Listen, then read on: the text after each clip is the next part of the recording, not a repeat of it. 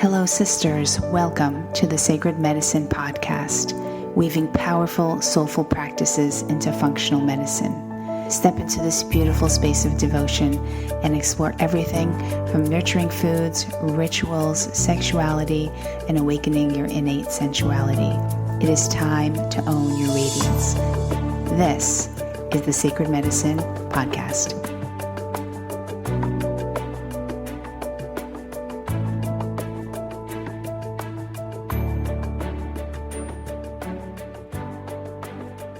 Hello and welcome back to another episode of the Sacred Medicine Podcast.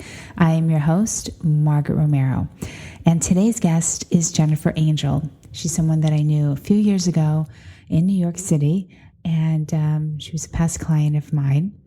She is also the resident astrologer to one of America's most successful celebrity and entertainment magazines, Star. For the past 10 years, she has been the astrologer and metaphysical writer for the New York Daily News with 2.3 million readers every day, and the NewYorkDailyNews.com with nearly 18 million unique visitors per month. Her work has also been seen on Harper's Bazaar, Today.com, Huffington Post, and several other electronic publications. So, we are going to be talking today all about the retrogrades that are happening right now. And I needed to push this interview because while it was all happening, we were just getting out of the Venus retrograde, but we've got 4 additional ones that are happening right now. So in case you've been sort of feeling a little bit like what is going on right now, and you are maybe feeling that your life is a little bit upside down, or there's either changes going on or things that are just not moving fast enough for you, this could be the reason. So we are going to be talking about the 4 other retrogrades happening: Mercury, Saturn, Pluto, and Jupiter. She's also going to be going through every single one of the 12 signs of the zodiac. So keep in mind, like let's say you are a Gemini, that's your sun sign. When she goes through these, if you know what your moon or your rising sign is, you also want to listen in on those as well. And you can find, if you don't know what those are before listening to this episode, you can easily go, even just Google, you can Google, let's see, like rising sign. All you have to do is you're actually going to need to know a few things. The exact time of your birth to the minute, if you can. That is extremely helpful. Place of birth, which obviously and that's it. That's all you really need to know. So you're just going to put in that specifics, and then it'll come up with your sun sign, which you obviously know, your rising and your moon. And those are 2 really important things that you should know. And there's certain characteristics that go with your moon and your rising. We're not going to be talking that much about that in this episode, but when she does go through the 12 signs of how this particular sign is being affected by these retrogrades, you also want to know, it would be helpful if you knew what your moon and rising were, so then you can also listen to those horoscopes as well. Okay, so I hope this clears up a lot of confusion that may be happening in your life right now. And on to the show.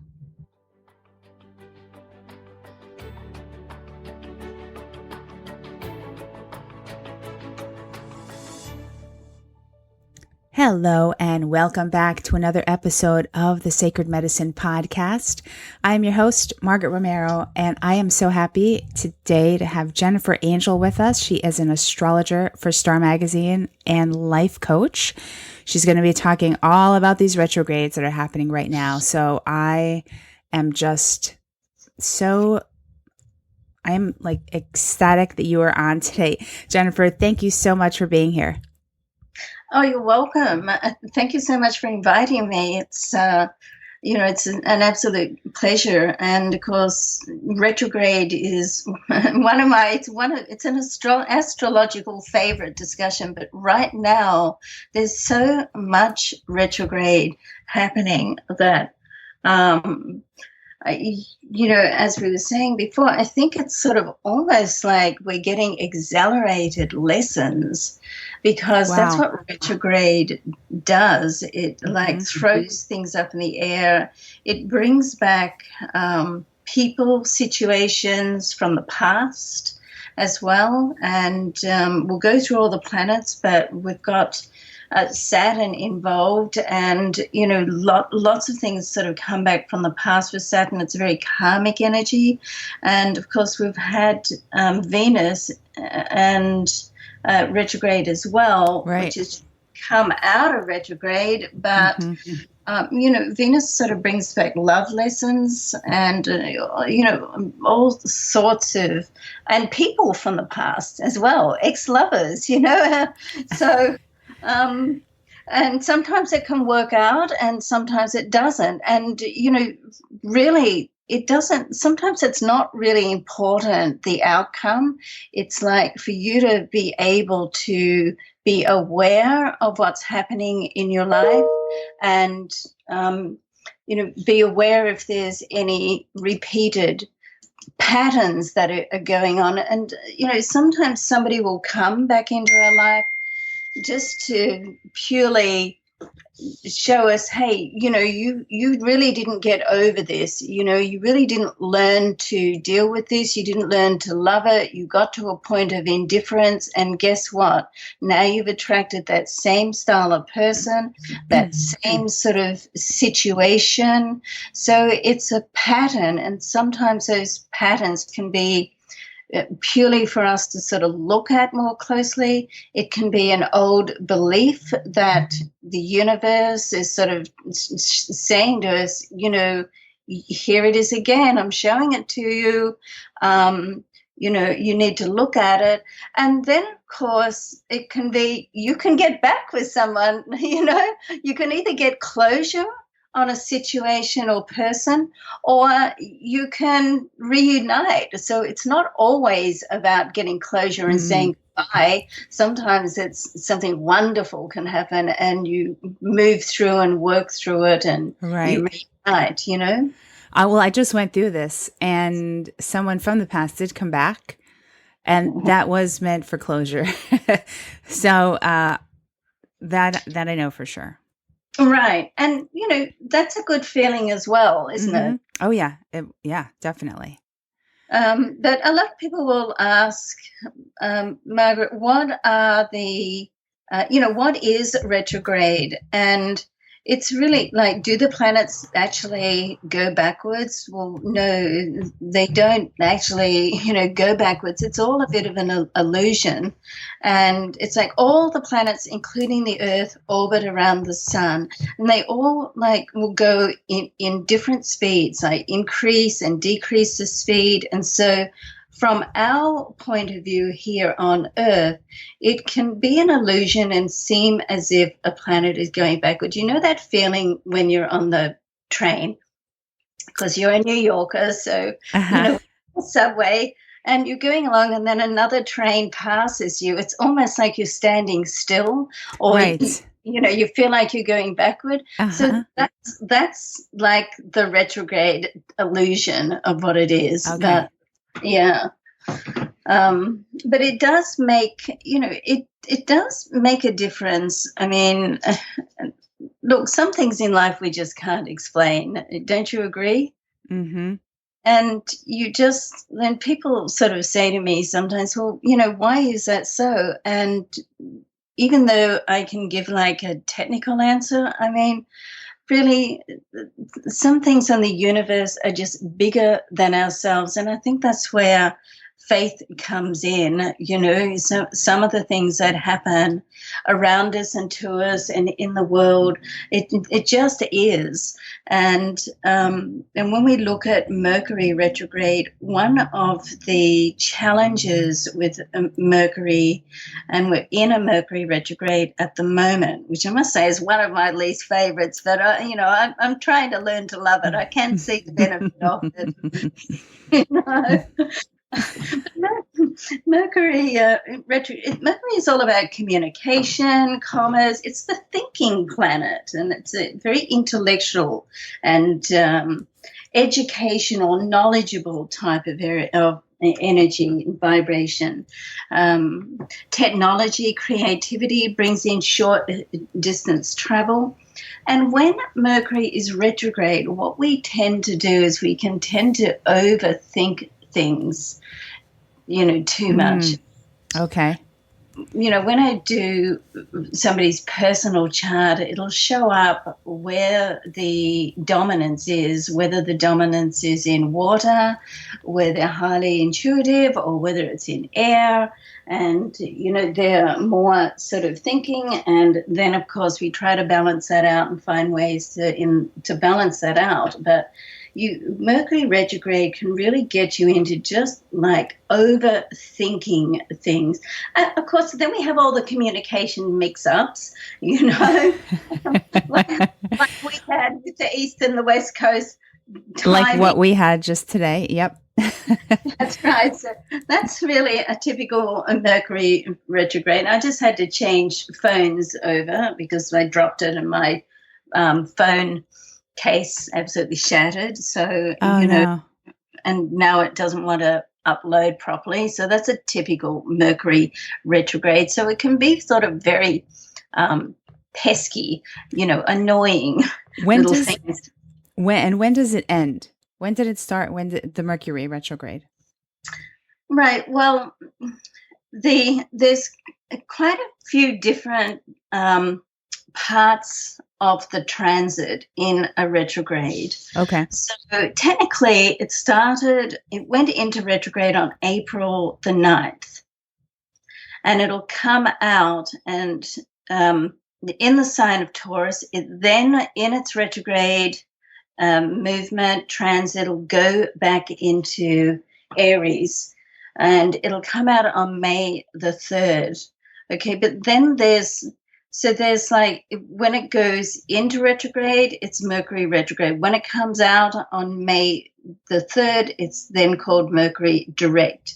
Now, there's two other phases to it, which are called the storm and the shadow. Now, the shadow is the degree. If Mercury, like for instance, when it starts on April the 9th, it's 4 degrees Taurus. That's its starting point. Okay. It actually goes back to Aries, 24 degrees Aries.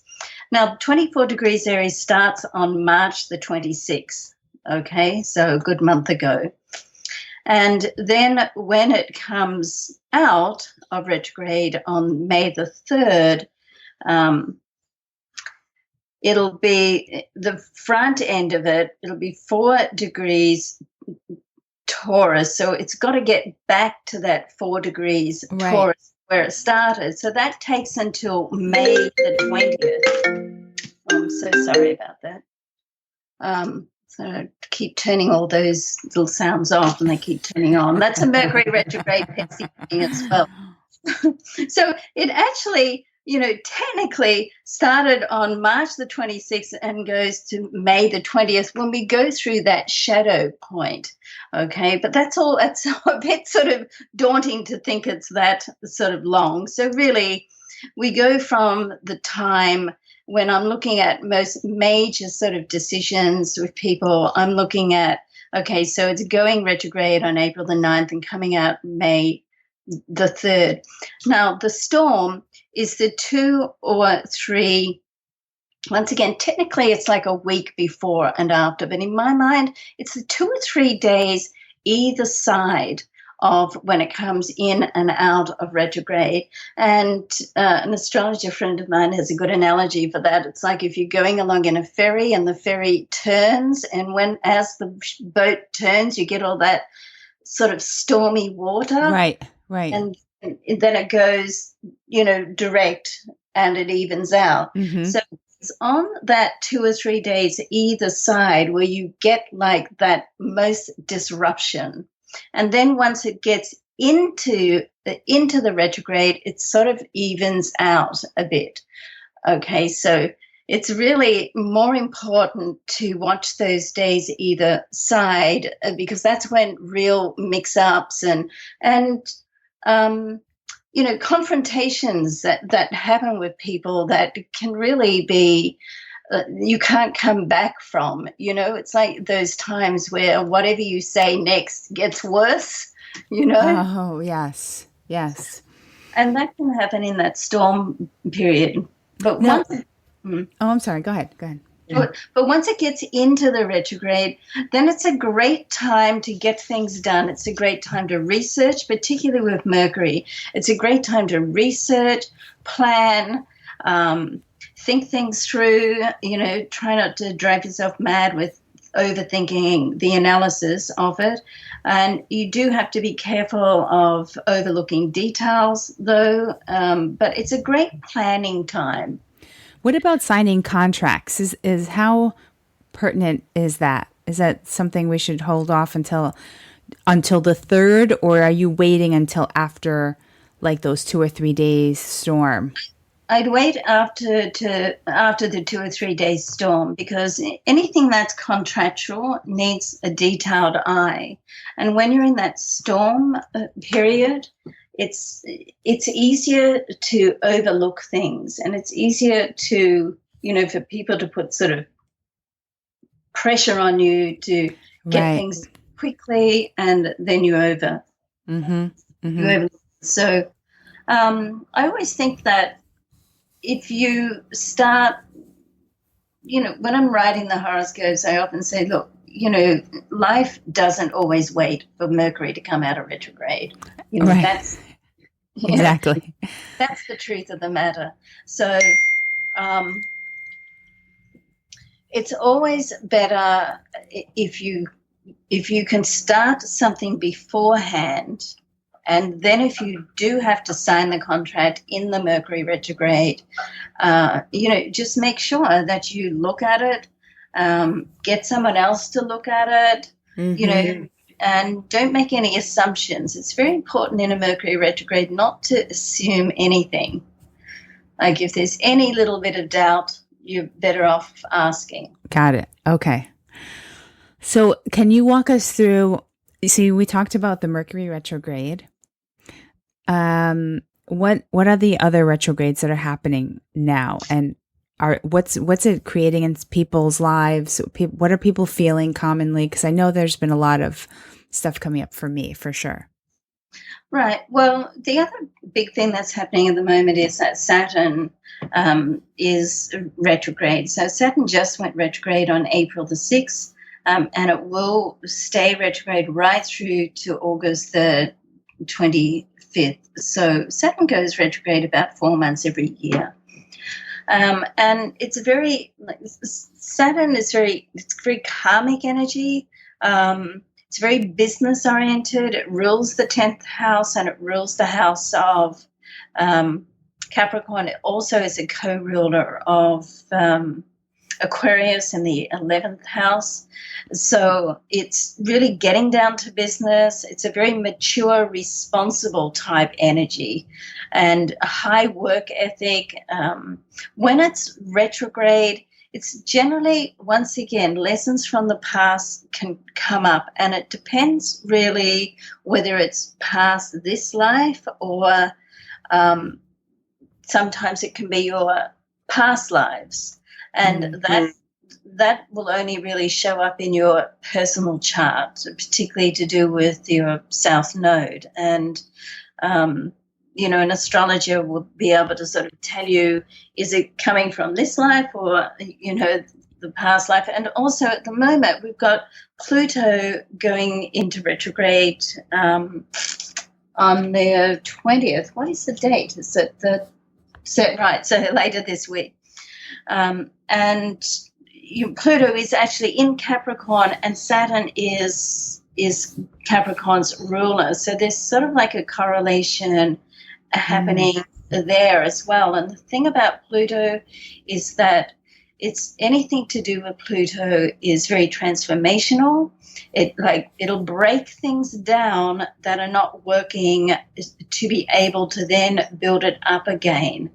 And it's anything to do with integrity. So with Saturn and Pluto both being, in retrograde, you've got responsibility, authoritative issues to deal with, and anything that's like, if you're not going to be working on this side of the law, or even just being in full integrity with yourself, your own truth, it doesn't have to be society or, to do with the law as such. It can be your own truth. Then you're likely to sort of get lessons that are going to come right up in front of you, like impossible to ignore. Okay. They come up real close. And they're doing that so you can look at it and deal with it, because, with Saturn and Pluto, a Pollyanna attitude is not going to work, Right. One thing is about being positive, and certainly it's a higher vibration if you can go through life with a positive, more attitude of gratitude. But if you have, issues or triggers or buttons that are being pushed and you don't pay attention to them, then you're never going to heal them and release them. Mm-hmm. So you really have to, and that's what the Pluto and Saturn sort of help you do. It helps you like get right down to, here it is, you're going to have to look at this, and it's no point just pushing it down, because now you have an opportunity to really look at it and go, okay, do I need this anymore? Is this an old belief? Is this a reoccurring pattern? And I have to make a conscious decision to make some conscious changes in my life, release this, let it go, and move on. And so can it be confronting in the process of all that? Sure. Right. I can imagine.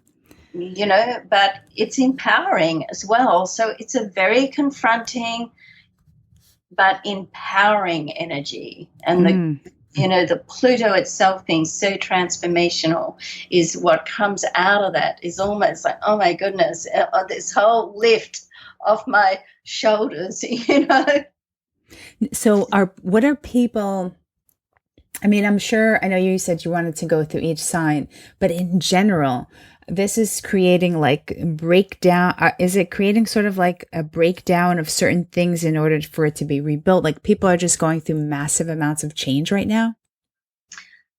I think so, if they can handle it. I often say to people, look, here's the energy in the chart. It's up to you what you do with it, because, sometimes we're stronger and sometimes we're not. And, each of us has to make the decision of what we can cope with and what we can take on. There's certainly, it pushes you out of your comfort zone, and it's good to be, pushed out of your comfort zone, but everybody has free will. So everybody has to decide, right, okay, I can do that now, or I can do part of it now, some of it, all of it, none of it. None of it. Right. Okay. Got it. Wow. So how often, is it often that these retrogrades all happen sort of at the same time? Look, it's not unusual, but it's not, it does happen, but it doesn't happen all the time. For instance, we just had Mars recently in retrograde as well. Pluto, Neptune, Uranus, and Saturn, plus Jupiter, will all go retrograde every year for, say, 4 or 5 months. Mars is every couple of years for about 2.5 months. Venus is about every 18 months for about 6 weeks. Mercury is, say 3 to 4 times a year for approximately 3 weeks. So you're always going to get, it's not unusual for 1, 2, or even 3, but we've got 4 now, plus Venus has only just come out of retrograde. So, there's like the whole overlap and Mars as well. So it's a bit of a, it can happen, but it's heavy duty when it does, you know. So do you remember the last time something like this has happened with like 4 or 5 planets in retrograde at the same time? I do remember a couple of years ago when it happened, and so that was probably, you know, if Mars is retrograde every couple of years and Venus every year and a half. So, yes, that's when it would come up. Okay, yeah. okay. And Jupiter is retrograde at the moment as well. So through to June the 9th. And you know, we all love Jupiter. It's the planet of abundance and expansion and knowledge and learning. And so I don't mind a Jupiter retrograde personally, because I think it helps to balance things out. Like, the great thing about Jupiter is it's a very positive, big, vibrant sort of energy. It's called the lucky planet. And you know, fabulous things can happen under a Jupiter transit. And even if it's a Jupiter square, it's not really that bad, you know? Okay. So when it's retrograde, it sort of like helps to balance out the idealism with the realism and keep sort of things a little more balanced. So I don't mind that so much. So let me just make sure I'm understanding this correctly. When you say that Jupiter is, you know, it's about abundance and knowledge and learning and have this vibrant energy, you're saying that that's Jupiter in general, but when it's in retrograde, it's none of those things?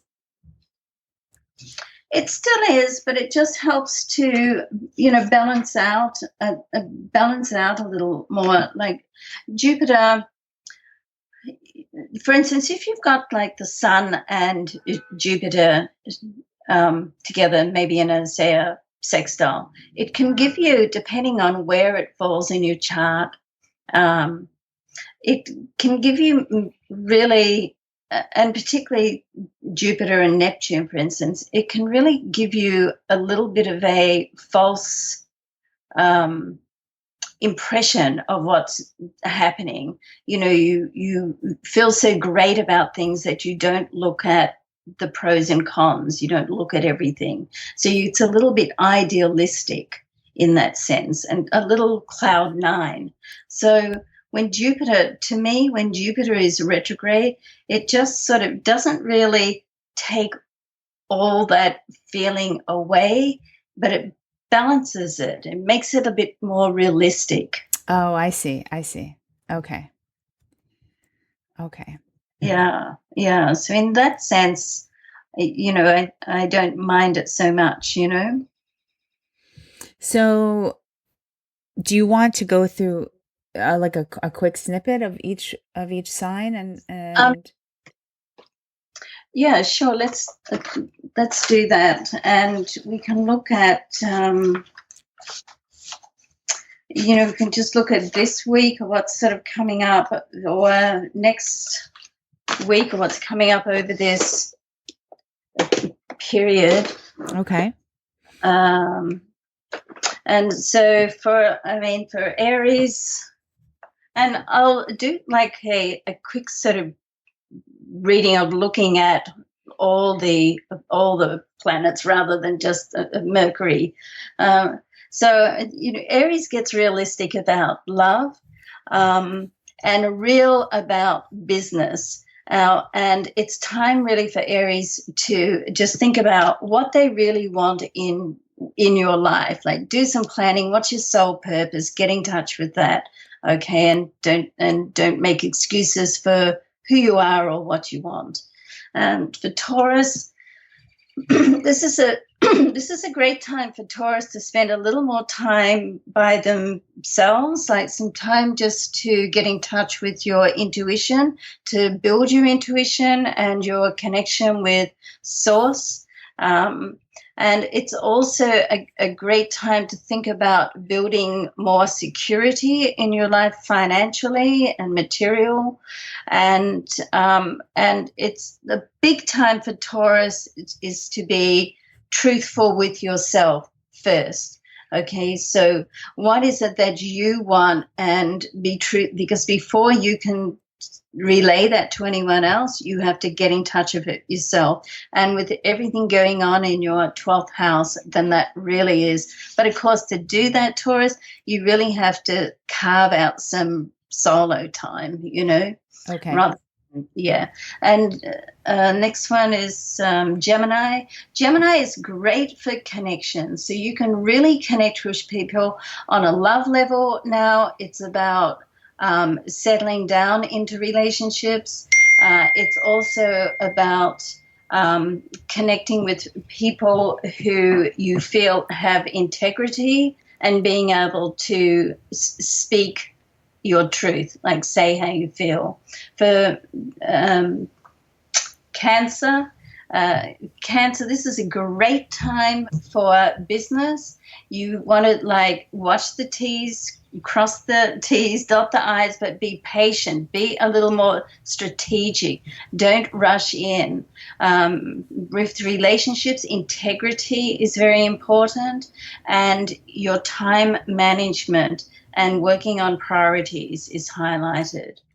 For Leo, Leo is very great time for Leo to gather knowledge, to increase, particularly for business. So to start something new and follow that through and just get a deeper understanding of the knowledge that you need to do to keep going. It's also about looking after yourself at the moment, Leo, as well. You know, that old sort of saying, if you don't look after yourself, you can't look after anyone else. So that's very, very important. For Virgo, collaboration with other people, and you need to be a little bit careful of dealing with people who you have a good balance of give and take. So you don't want to be the one doing all the work, and that's sort of highlighted now for you, particularly like if it's a monetary project as well. You know, some people put money in, some people put the work in, but you don't want to be doing it all, okay? And there's like also with working with people, there's a whole integrity thing. It's almost like you want to set someone up to see whether they're going to be on your side. So they're either on their side or not on their side. And right now, if they're not, you're likely to be told and shown in some way. Okay, so that's the good thing. Libra, well, it's always about relationships for Libra. And it's very much about relationships now, but it's also about you being able to communicate not what you think is right for someone else, because Libras are great at doing that because you want to be so helpful, but what's right for you. And there's also some responsibility going on with home and family. And once again, it's important for you to try to be there more for yourself and your immediate sort of loved person rather than be there for everybody else. So pull your energy back in a little bit. So Scorpio, set money matters, and setting things up, setting systems up for the future that are going to provide security is important for you right now. And in the process of doing that, you may have to be verbal about closing some doors with some people. Or setting stronger boundaries for yourself, okay? Excuse me. And for Sagittarius, well, we got Saturn in your sign, Sagittarius, and Mercury is in your 5th house of creativity. You can certainly meet somebody during this time that sort of comes almost out of the blue, but you need to, your big thing at the moment is self-worth. So you need to feel worthy of what you want and who you want in your life. And so that's great to do some work. It's always great to do work on your self-worth, but particularly for you right at the moment. And that's going to really open up, the more that you can let go of old beliefs, the more that you'll open up to new things coming in and manifesting what you want in your life. Capricorn, it's very karmic for Capricorn at the moment because Saturn is your ruler and it's in your 12th house. And it's very much around your home area and your family area as well. And it's like if you can, once again, clear some old beliefs, pay attention to what comes in, people, things, situations, and the more that you can clear that energy, the more that business will open up for you as well, okay? Mm-hmm. Aquarius, friends from the past could come through for you now, like almost out of the blue. You'll have a conversation with somebody and it can be very, very good for you on more than one level. Like, so it's very supportive at the moment. The one thing that does highlight for you is that when these people come into your life, there's like a message for you just to say thank you and be grateful, and a message for you to sort of open up and share more of yourself. And the way that you build deeper relationships is to share more of yourself, and that's highlighted at the moment. And for Pisces, it's very much about business and money, Pisces. It's very much about you, once again, as for some of the other signs, for you to feel worthy of what you want, and for you to feel worthy of what you want. First of all, you have to figure out what exactly is it that you want, okay? And right now it's very much about permanency with your business and setting something up on a career and work level that takes you into the future, which you can build a strong material base with, okay? Okay.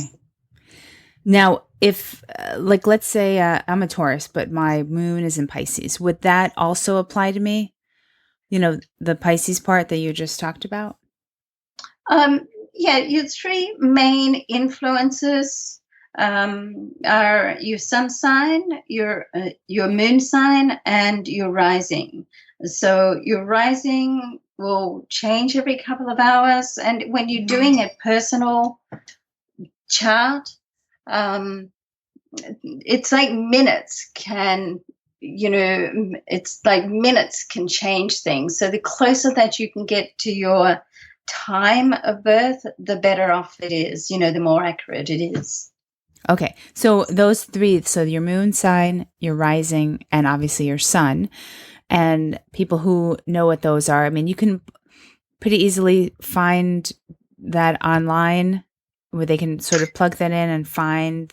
And there's various sites that, you can go and sort of plug that in and, get that information. And, then, yeah, it's good to read your rising. If you know your rising and you know that you have your time pretty accurate, then, yeah, I would most certainly read your rising as well as, yeah. Great. Oh my God, this is so good. Let's see, what else?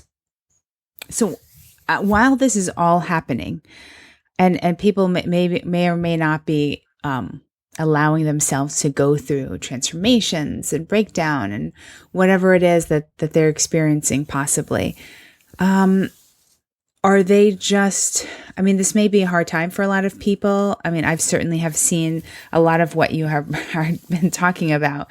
I've seen it manifesting in my life currently.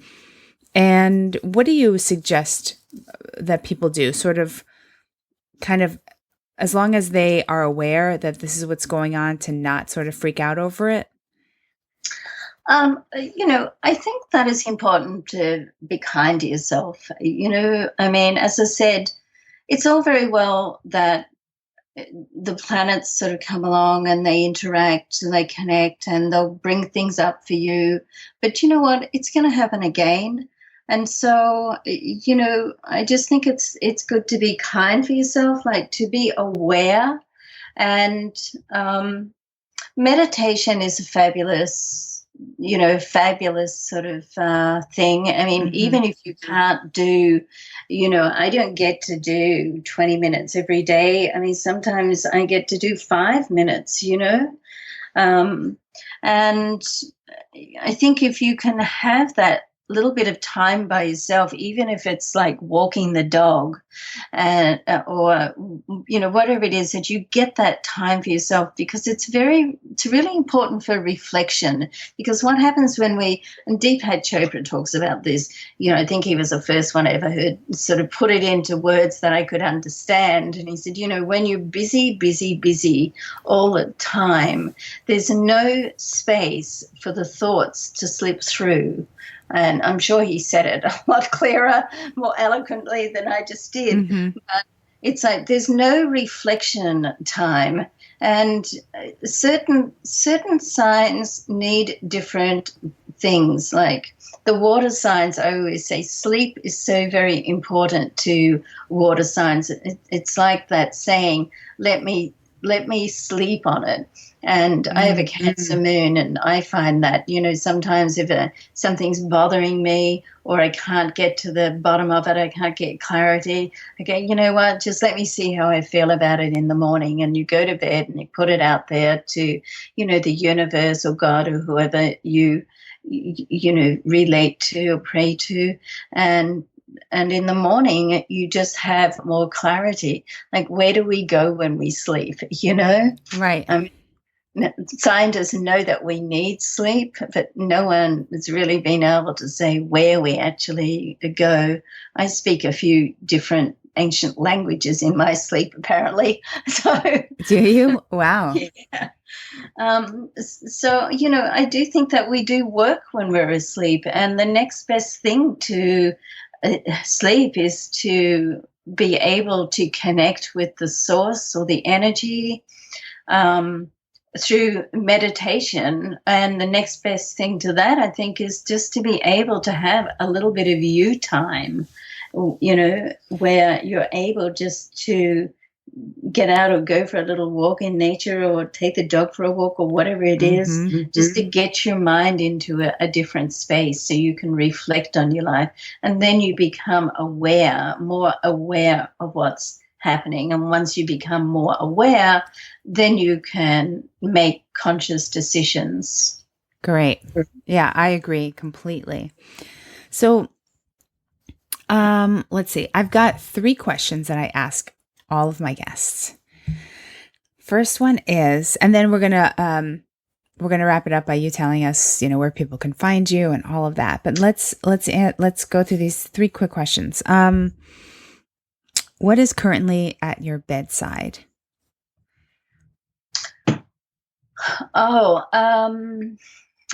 I have my my iPad mini, and a journal, because I'm working through an abundance program by a fabulous girl called Christy Marie Sheldon, and it's 24 audios. So I'm working on. I'm up to audio 6. So yeah, and I do that in bed at night. So yeah, that's what I'm working on at the moment. Oh, nice. What is your biggest indulgence?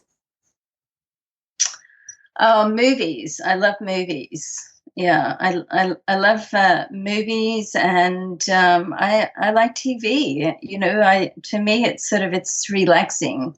I mean, a totally indulgent time is for me to stay in bed all Sunday and just read. I've got one of those smart TVs, and so I get on and I watch a few movies. Then I might do some tutorials because on YouTube, you can watch the YouTube and whatever on those smart TVs. Right. Yeah. If it's raining outside too, it's even better. The only thing missing is the tin roof. That's so true. I love rainy days to just stay in and read, or just like watch some movies and just relax at home. I just love that. And last one, let's see. What do you wear to bed? Oh, I like silky things, I like, How did I know you were going to say that? yeah, I just like the feel. And I have like a cashmere little sweater, turquoise. I have my favorite color is turquoise. My bedroom is all turquoise, and I have a cashmere turquoise sweater, which of course I used to wear in New York, which there's not much cashmere. You don't wear much cashmere in California. And I wear that a lot, anything turquoise. I love it. Oh, wow. I didn't know that was your favorite color. Yeah, and the reason I like turquoise is because it's on your chakra points. Your heart chakra is green. It's not the only reason, but it was sort of an observation of it. Mm-hmm. The heart chakra is green and the throat chakra is blue. So turquoise, to me, on a metaphysical point, is speaking your truth. But it's just one of those fabulous colors that I've done quite a lot of color study through the years, and it's one of those colors that I think anybody can wear. It looks great on everybody. I love turquoise. It is a fabulous color. I love it. I think it looks good on me, actually. Yeah, I know. I think it looks good on everybody. And when you think about it, it's so ingrained. I'm sure there's a whole story on turquoise more than I know. But when you think about it, it is the stone, the Egyptian stone, turquoise. Mm-hmm. And I have some pieces I brought back from Egypt that has turquoise in it. And it's very much the stone of the Native American Indians. Yes. So, yes. and I'm sure it's embedded in other parts of history as well. Mm-hmm. You could do a whole podcast on turquoise, I'm sure. Well, I used to live in Santa Fe, New Mexico, and so there was a ton of turquoise, and I just fell in love more with it when I lived there. And I do have several pieces that I got when I was there, which I love and adore. It's such an uplifting color. It's so beautiful. Yes, yes. I don't think I've ever seen you wear turquoise. I mean, I've always seen you sort of bundled up when you used to live in the city and come by the office when you were, wearing a big coat. And you must be so glad that you're not in New York City anymore dealing with that kind of weather. I still miss New York. I miss the city. You? Yeah, I love it here. People say, oh, how do you like California? I said, what's not to love? It's beautiful because the dog loves it. But yeah, New York has my soul. It's the city of my soul, and I do miss it. I miss the energy. Yeah. Yeah, I think you liked the last place you were living better than the first place when I first met you down on Wall Street. I don't think that was you. No. You never liked it really down there. No. But yeah, I'm happy here. It's nice. And most people, when I first came here, said you've got to give it a year. And been here, a year and a half maybe now, or a year, 15 months, and I'm starting to like it more. I'm getting used to it. But I have great friends here, and that always makes a difference. Yeah, that's good. That's good. Well, I'm going to have to come and when I'm out there, come and see you. Absolutely. Yeah. Well, tell us. Yes. Tell my listeners how they can find you. What are you currently doing? What are you up to? Well, I'm very much I created a new website and called Jennifer Angel Horoscopes.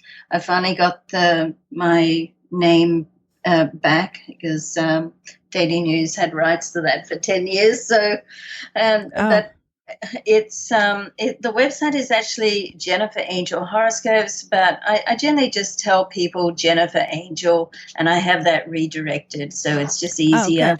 Oh, okay. Yeah. So that's my main site, and I've got daily, weekly. And I recreated that because, when I finished up with Daily News after 10 years, everybody say, oh, my God, where's your, horoscope? So I thought, okay, I think I'm going to have to just keep this going, Mm-hmm.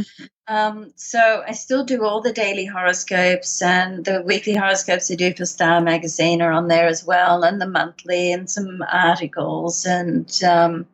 But I'm doing a lot of private chart consultations, which I love. And not that I wasn't doing them in New York, but I'm doing more of them here, and it's a more part of my life. And it's such a beautiful experience for everybody. It's such an amazing experience to have your chart done, and your solar return chart done, and your transits. It's amazes me everyone I do. Yes. Something fabulous comes out of it. And so you're also doing some life coaching, like combination astrology with life coaching? I am. It's really turned into an astrological life coach, because I used to do quite a bit of life coaching and counseling. And so now those two skills have turned in together. So I have quite a clientele who have monthly sessions, and will always look at I'm an astrologer, so I'm a metaphysician, so I always look at the chart, and then we go on to what else is happening in your life, because it's about life, Yeah. I love that. I really love that combination. I mean, I don't know if someone were to go see a life coach and they said, well, okay, so set up your website and do all this and do that. But let's just say astrologically, it's not a good time to do something or another, or to travel or whatever it is, then that's really good information to know. Well, the thing is that, look, it's amazing how things work out. I really have just learnt over the years to try not to overthink things, like who knows how it all works out. But when I go through with someone, and, we send like follow-up notes and keep the notes, and there's certain methodologies that we'll work on depending on what they're going through. And then when I go through, okay, well, what's happening with you now? How have you progressed? What happened last month? And then we look at the chart. There's this whole correlation that happens.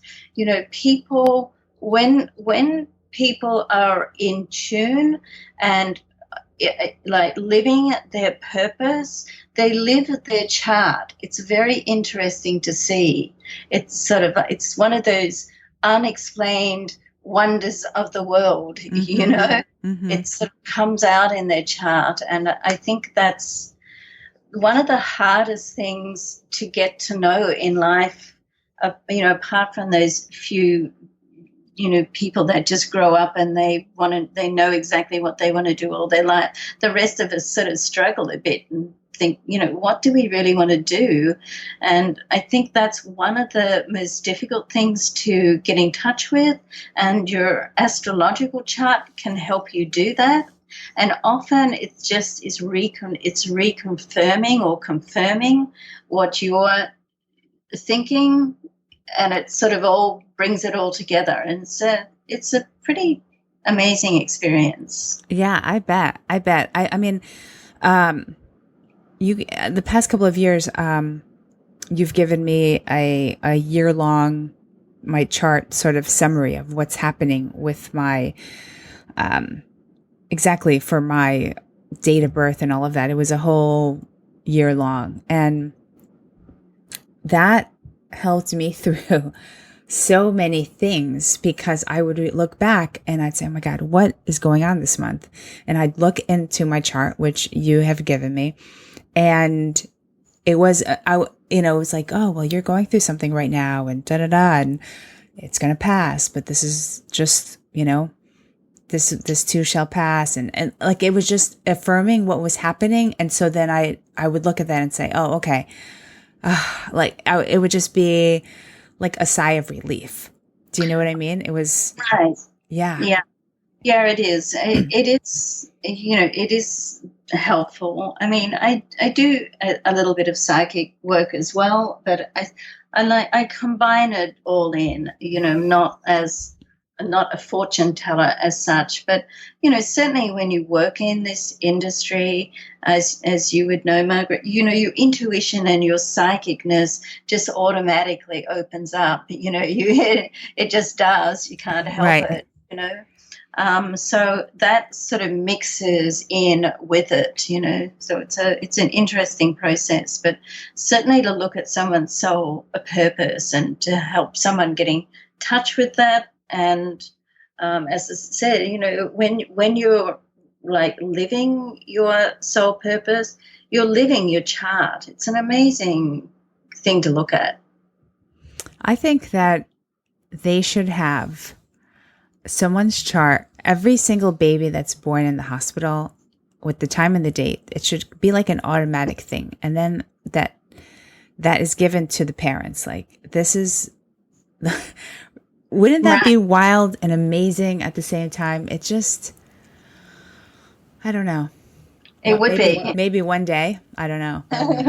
Yeah. Well, I think more people, are doing that. But, there's more than one road to enlightenment, I suppose. To me, astrology is like the gateway to self-discovery.